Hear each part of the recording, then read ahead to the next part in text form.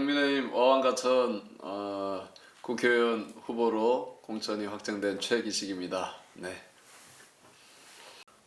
통일에 관심을 갖게 된 것은 이제 제가 88학번이니까 89년대 베를린 장벽이 무너지고 90년도에 이제 독일 통일이 되고 그 시간들을 지나가면서 저는 90년대 초반부터 이제 사법고시를 준비하고 사법고시 과정이 굉장히 마지막 합격하던 4번 떨어지고 5번째 이제 1차 시험 합격하면서 그 사법시험 5번째 1차 시험 합격하는 과정이 제 인생에서 가장 힘든 시간이었거든요.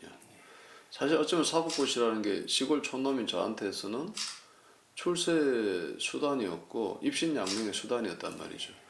그런데 그 5번째 시험을 보면서 매형도 돌아가시고 형님 교통사고도 나고 정말 힘든 일들이 계속 끊이지 않고 있었는데 그 어려운 과정에서 시험을 통과하다 보니까 이것이 내가 법조인의 자격을 얻은 것이 내가 잘나서 된 것이 아니고 어쩌면 신이 나에게 특별한 사명을 부여해주기 위해서 이 자격을 준 것 아닌가 이런 생각을 하게 됐고 사법연수원에 가서 이제 통일법학회라는 학회를 만나면서 통일이라는 단어를 다시 한번 생각해 대학 때 만났던 그 통일을 다시 생각하게 된 거죠. 그래서 그때부터 이제 나는 통일 한국을 준비하는 법조인이 되겠다 이런 생각을 하면서 왜 통일이 우리나라에 있어서 열세냐 다시 생각해 보면 지금 한반도는 우리 남한은 섬나라인 거죠. 비행기를 타거나 배를 타지 않고서는 외국으로 나아갈 방법이 없는 거죠.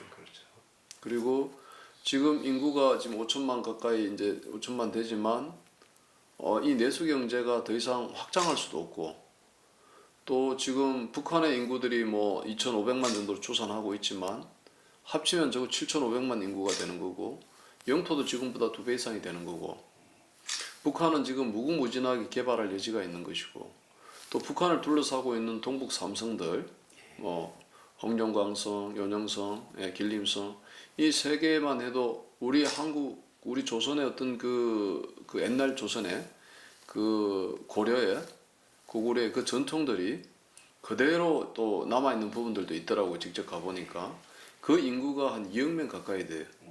그래서 통일이 된다면 서울을 통과해서 평양, 신의주 뭐 또 저쪽 함경북도 쪽을 해가지고 얼마든지 시베리아 횡단철도를 통해서 우리의 그 경제 영토도 확장될 수 있고 완전히 새로운 패러다임이 펼쳐지는 거죠. 그래서 한반도가 더 이상 여기서 통일되지 않으면 정체된 상태에서 머물 것이다. 그리고 통일이라는 어떤 새로운 과정을 거쳐서 북한 주민의 인권도 개선하고 북한 주민의 삶도 새롭게 완전히 남한의 주민들과 함께 평화롭고 자유로운 환경에 살 수 있게 하는 것 그것도 중요하고 더 이상 확장할 수 없는 이 경제 부분도 해서 충분히 이 과정을 거친다면 우리나라는 부강한 나라가 될 것이고 그 부강한 나라는 가난하고 소외된 민족을 섬기는 나라가 될 것이고 그렇다면 우리 다음 세대들이 지금 세대들이 헬조선이라고 일컫는 이 나라가 다음 세대는 분명히 자랑스러워하는 그런 대한민국 통일 대한민국이 될 것이다. 그래서 통일이 저는 우리 민족의 열쇠다 이렇게 보는 겁니다. 저는 충분히 가능하다고 생각을 하고 있고요. 제가 2006년도에 1심의 간첩사건 수사를 했는데 그리고 나서 한 10년쯤 한 9년쯤 지나서 2015년도인가 16년도인가 제가 중앙지검의 총무부장 검사를 할 때였던 것 같은데 그때 왕재산 사건이라고 1심의 사건하고 굉장히 유사한 또 간첩단 사건이 하나 있었습니다. 그러다가 이 청주 간첩단 사건이 또 생긴 거거든요. 결국은 저는 이 뿌리가 소위 말하는 그 386 운동권 세력들 있지 않습니까? 그때 대학 시절에 소위 말해서 친북 세력의 그 소나기 혹은 세례를 받았던 그 젊은 시절에 자기의 이 정신을 지배해 버렸던 거죠. 거기에서 벗어나지 못해서 계속해서 그 생각과 사상들이 이어져 내려오고 그래서 북한이 정통성 있는 국가라고 생각하고 그 북한을 위해서 일하는 것이 자기 사명이라고 생각하는 사람들, 그 사람들이 그대로 잔존해서 내려온다는 거죠. 심지어 그 1심의 간첩 사건에서 징역 3년 6월을 선고받았던 이모 씨는 이번 사건에서도 역시 연루되어서 비슷한 사건에서도 구속됐거든요. 그러니까 계속해서 그 사상은 바뀌지 않고 내려오기 때문에 그 사상의 세례를 받았던 사람들이 죽기 전까지는 계속해서 이러한 간첩단 사건은 존재할 것이다. 그렇게 생각합니다. 18살에 아버지께서 일본 징용을 다녀오셨거든요. 그리고 아버지 소장농이셨고 부모님들은 다 무학이셨다고요. 사남이녀에 제가 막내인데 형 누나들은 다 철공소로 방앗간으로 초등학교 졸업하고 가고 누나들은 식모살이를 하러 갔다고요. 그러니까 아버지의 인생은 서러운 인생이었다고. 그러다 보니까 아들이 사법고시 합격하니까 나도 아들이 판검사가 돼서 내가 면사무소 갔을 때 면석이들한테 어르신 나오셨습니까? 하고 자판기 커피 한잔 얻어 먹는 거. 이게 나의 소원이라고 말씀하셨어요. 그래서 법무부에 통일을 준비하는 과가 있다는 걸 그때서야 찾아가지고 검사가 되어도 나의 어떤 그 통일에 대한 준비의 꿈과 아버지의 폼나는 검사로서의 그게 다 충족시킬 수 있겠구나 이런 생각으로 검사가 됐고 20년 검사 생활 중에서 10년 가까이를 통일을 준비하는 파트에서 일을 했단 말이죠. 당연히 통일을 준비하는 파트에서 제가 일을 하다 보니까 탈북민들을 자연스럽게 만나게 되고 그러면서 탈북민들의 문제를 그때부터 풀어주기 위해서 노력을 했었죠.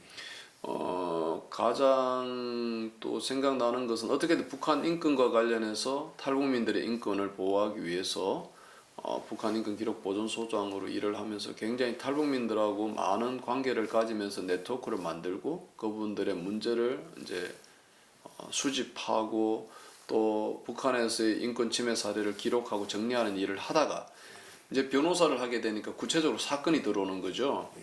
그래서 비용을 부담할 수 있는 분들에게는 조금의 비용을 받고 일을 하고 정말 비용이 없는 분들한테는 이제 무료로 변론을 해드렸는데 가장 기억에 남는 사건은 북한에서 두 남녀가 탈북을 했는데 북한에서 이 여자친구의 아버지가 이 의사였거든. 이 남자가. 그러니까 그냥 자기가 인위적으로 가가지고 혼인신고를 해버린 거죠. 그래서 한국에 들어오니까 국정원에서 조사를 받고 통일부에서 하나원에서 있으면서 둘이 마치 부부인 것처럼 이렇게 조사가 된 거죠. 그러니까 하나원에서 나올 때 부부로 등재가 되어 나오니까 이 남자는 나는 우리는 부부가 아니었고 장래 결혼을 할 생각은 했지만 내 의사 없이 아버지가 그쪽 여자 아버지가 올려놓은 거다라고 주장하면서 혼인 무효를 해달라는 거예요.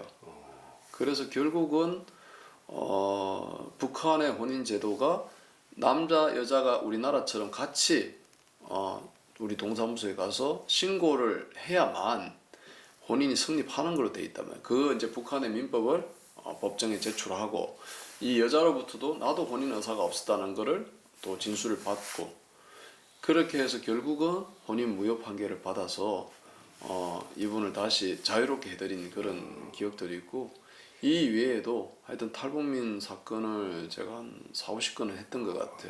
그렇게 하면서 탈북민들이 우리 사회에 정착하는데 많은 어려움이 있다. 이 탈북민들은 어떻게 보면 우리 통일의 시작이잖아요. 그 탈북민들을 보듬는 제도가 아직 많이 부족하다. 만약 국회에 간다면 탈북민들을 더 잘 도와줄 수 있는 제도와 시스템도 만들어야 되겠다. 그런 생각을 해봅니다. 민주당의 검찰 개혁의 가장 큰 골자는 결국은 형사소송법 개정과 검찰청법 개정으로 이어졌는데 가장 큰 골자는 경찰에게 수사권을 주고 검찰은 기소권만 갖는 것으로 일단 그렇게 정리가 된 거죠.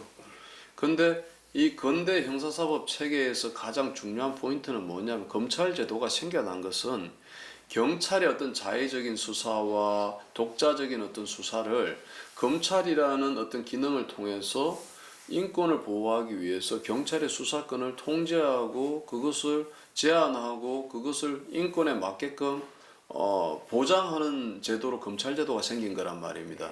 그렇다면 검찰의 가장 중요한 것은 뭐냐? 경찰에 대한 수사 지휘거든요. 근데 경찰이 지금 검찰의 수사 지휘를 받지 않는 패턴으로 가고 있기 때문에 지금 어떻게 됐냐면 저희도 지금 변호사를 하고 있지만 무려 우리가 검찰이 수사 지휘권을 갖고 있는 때보다 이 수사 처리 기한이 1년 이상씩 통계를 정확히 내보지 않죠. 지금 저희 사건도 1년, 2년 지나도 지금 결론이 안 난 사건들이 많거든요. 그렇다면 뭐냐면 첫 번째, 사건이 신속하게 처리 안 돼서 지금 많은 피의자들이나 고소인들이 다 똑같이 피해를 보고 있고, 다음으로 두 번째로는 이것이 정말로 의사들이 수술을 하잖아요. 어떻게 보면 검사들은 법 전문가들이잖아요. 그러니까 법 전문가들에 의해서 이것이 정확하게 수술되어지고 치료되어져야 하는 부분이 있단 말이죠. 그런 부분들을 제껴 넣어버리면 결국 그 피해는 고스란히 환자들에게 또는 법을 통해서 피해를 본 피해자들이나 또는 고소를 당한 피고소인들에게 돌아가는 거죠. 저는 민주당이 주장하는 검찰개혁은 정말 이것이 국민을 위한 것인지 다시 한번 생각해 봐야 할 것이고, 제가 만약 국회에 간다면 검찰의 수사 지휘권을 확보함으로써 우리나라 사법 시스템이 다시 원위치로 제대로 돌아갈 수 있도록, 선진 독일에서도 그렇게 하고 있고 프랑스에서도 그렇게 하고 있어요. 그런 식으로 다시 돌아갈 수 있도록 아마 저의 그 통일에 대한 사명 위에 또 검찰 개혁에 대한 이 부분도 다시 더 좋은 방향으로 사법제도를 개선해 나가는 쪽으로 힘을 쏟아야 하지 않을까 그렇게 생각합니다. 오늘 점심때 지금 경로당 가서 어르신들한테 인사를 드리고 왔는데요. 그 경로당 할머니가 제발 좀 싸우지 말라고, 제발 좀 싸우지 말라는 거죠. 근데 지금 우리 국민들한테는 국회의원들은 일은 안 하고 싸우는 일만 하는 걸로 그렇게 지금 비춰지는 거죠. 그래서 이게 근데 어떤 양대 거대 정당 두 개가 있는 상황에서 힘겨루기를 하는데 정말로 이것이 정치개혁이라는 것이 가능할까?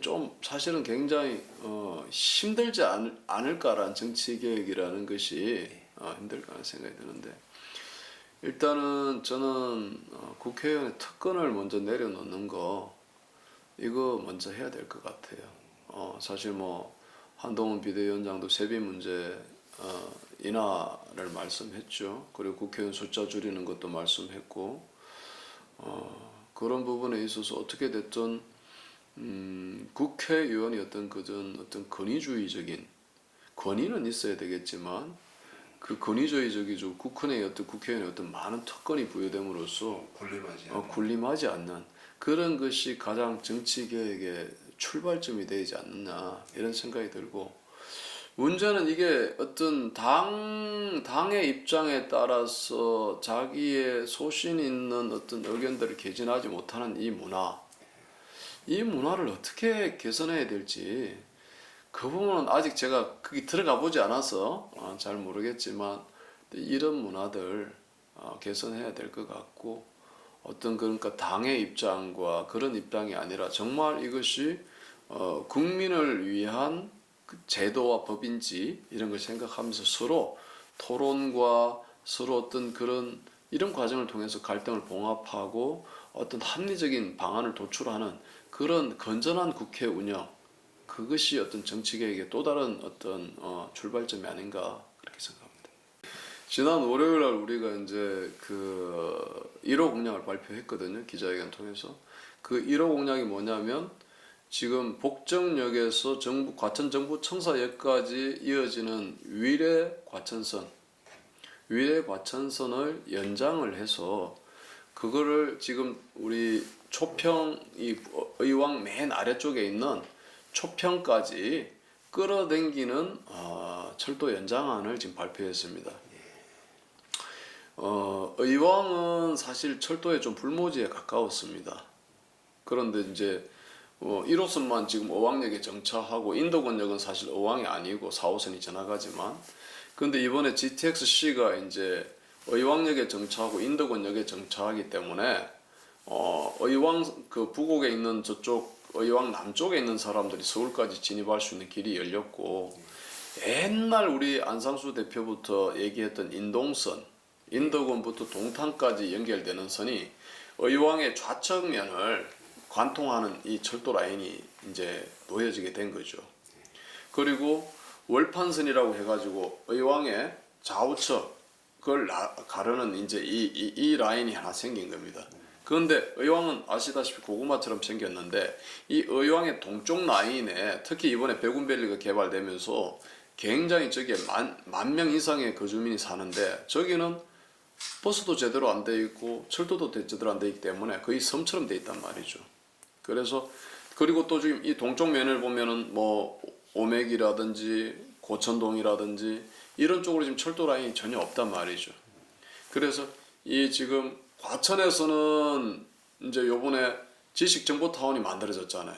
거기에 아파트에 많은 입주민들이 들어왔는데 지금 4호선 지식정보타운역을 이용하려고 하다 보니까 여기서 이 안쪽에 저기까지 걸어 나오는 게 너무 거리가 멀고 너무 불편한 게 많아요, 이쪽에서. 그래서 어차피 유래과천선을 연장하자면 이 선을 종전에 이 4호선보다 더 안쪽으로 지식정보타운 아파트 안으로 당겨가지고 이것을 인덕원역까지 연결하는 거. 그래서 과천에 있는 지식정보타운에 사는 주민들에게 가장 큰 혜택을 하나 주고, 그 다음 이쪽 의왕 오른쪽에 있는 이 백운밸리부터 시작해서 내손 이동해서 이 동선 여기까지 한번 끌어당겨 가지고 의왕을 과천과 의왕을 명실상부하게 이 교통 문제에서 사통팔달되고 수도권까지 강남까지 30분 안에 다 진입할 수 있는 그렇게만 해준다면 아까 제가 처음에 말씀드린 의왕과 과천을 명실공히 전국에서 공동 1위 또는 1, 2위의 살기 좋은 도시로 만드는 토대가 출발점이 철도에 있다. 그래서 그것을 제가 1호 공약으로 내세웠던 겁니다.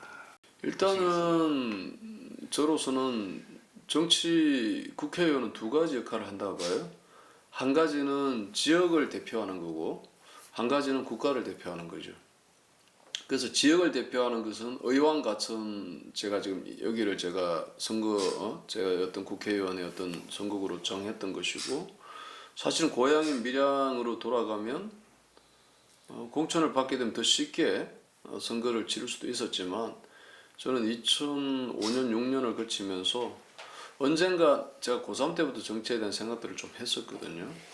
그 언젠가 저에게 정치의 기회가 온다면 그때 이 도회적인 풍경이 있는 과천과 시골적 풍경이 있는 의왕 이곳에서 한번 나의 정치 인생을 해보겠다는 생각으로 그때부터 18년 전부터 살기 시작했단 말이죠.